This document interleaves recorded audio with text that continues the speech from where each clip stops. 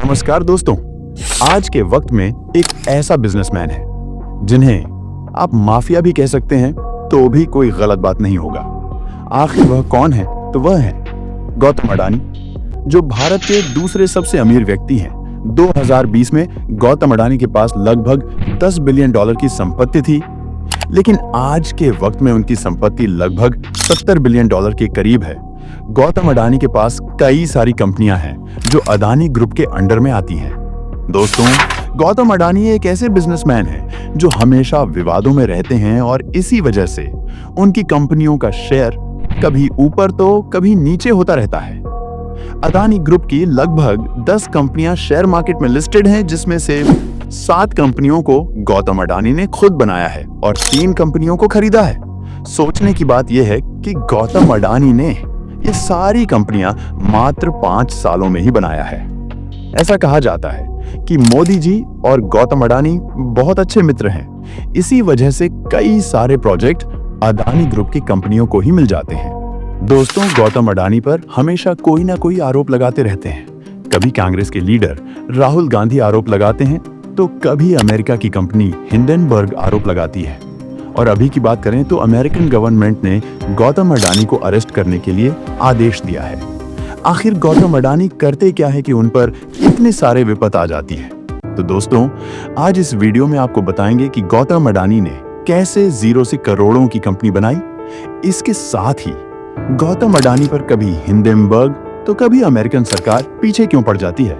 तो ये जानने के लिए वीडियो में लास्ट तक बने रही है, ताकि कोई भी जानकारी मिस ना हो। और वीडियो पसंद आए तो चैनल को सब्सक्राइब जरूर करें। तो चलिए स्टार्ट करते हैं। रियोन अर्थ, बात करें आपके फायदे की और बताएं सच्चाई बिना किसी पक्ष के।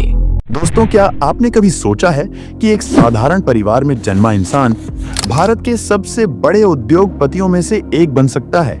आज की कहानी है गौतम अडानी की, जिसका नाम आज बिजनेस की दुनिया में सबसे ऊपर है। गौतम अडानी का जन्म 24 जून 1962 को गुजरात के अहमदाबाद में एक मिडिल क्लास परिवार में हुआ था। बचपन से ही गौतम अडानी को पढ़ाई से ज्यादा बिजनेस में रुचि थी। उन्होंने अपनी शुरुआती पढ़ाई अहमदाबाद के सेठ चिमनलाल नगीनदास विद्यालय से की।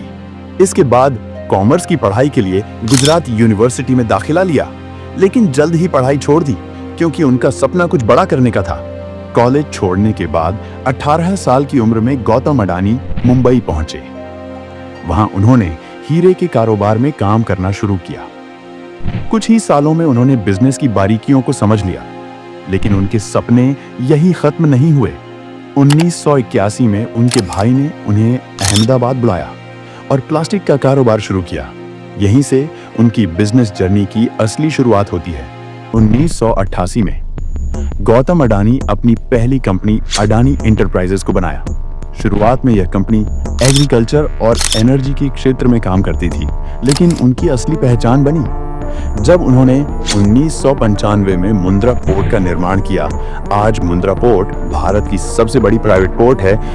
दोस्तों, कहते हैं कि गौतम अडानी रिश्ते बनाने में बहुत ही माहिर है और पॉलिटिशियंस के साथ उनके रिश्ते बहुत ही गहरे रहते हैं। गौतम अडानी और मोदी जी दोनों ही एक वक्त बहुत ही अच्छे मित्र थे और आज भी हैं। लेकिन ऐसा कहना कि मोदी जी ही गौतम अडानी को सारे प्रोजेक्ट दिलवा रहे हैं, तो यह बात कुछ हद सच नहीं है, क्योंकि कोई भी प्रोजेक्ट पाने के लिए उस प्रोजेक्ट को पूरा करने के लायक बनना पड़ता है। और अडानी ग्रुप को सिर्फ भारत में ही नहीं बल्कि दूसरे देशों में भी कई सारे प्रोजेक्ट मिलते रहते हैं, और इसी कारण से आज गौतम अडानी के पास कई सारी कंपनियां हैं जो अलग अलग क्षेत्र में काम करती हैं। इस वक्त गौतम अडानी के पास अपनी बनाई हुई 7 कंपनियां हैं। पहली अडानी विल्मर लिमिटेड, जो फूड और बेवरेजेस के क्षेत्र में काम करती है। इस कंपनी के भारत के 10 स्टेट्स में लगभग 22 प्लांट्स हैं, जहां कई सारे तरह के फूड प्रोडक्ट्स बनाए जाते हैं। दोस्तों, अपने फॉर्चून और कोहिनूर ब्रांड का नाम तो सुना ही होगा, ये भी इसी कंपनी के ब्रांड्स हैं। दूसरी अडानी एंटरप्राइजेस, ये कंपनी कई सारे क्षेत्र में काम करती है, जैसे माइनिंग, एयरपोर्ट मैनेजिंग और रोड एंड रेलवे कंस्ट्रक्शन। तीसरा अडानी ट्रांसमिशन, ये कंपनी लोगों के घरों तक बिजली पहुंचाती है। चौथी अडानी ग्रीन एनर्जी, ये कंपनी सोलर एनर्जी और विंड एनर्जी के थ्रू इलेक्ट्रिसिटी प्रोड्यूस करके लोगों के घरों में सप्लाई करवाती है। 5वीं, अदानी पावर। ये कंपनी कोयले की मदद से इलेक्ट्रिसिटी बनाती है और दूसरे देशों में भेजती है।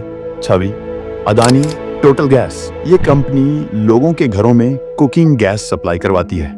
और 7वीं है Adani port and special economic zone. इस कंपनी के अंडर में कई सारे पोर्ट्स आते हैं जिससे भारत का एक्सपोर्ट इंपोर्ट आसानी से हो पाता है। दोस्तों, गौतम अडानी ने कई सारी कंपनियां खरीद भी हैं, जैसे ACC और अंबुजा सीमेंट, जो कि सीमेंट का प्रोडक्शन करती हैं। इसके साथ ही NDTV, जो कि न्यूज मीडिया के क्षेत्र में काम करती है।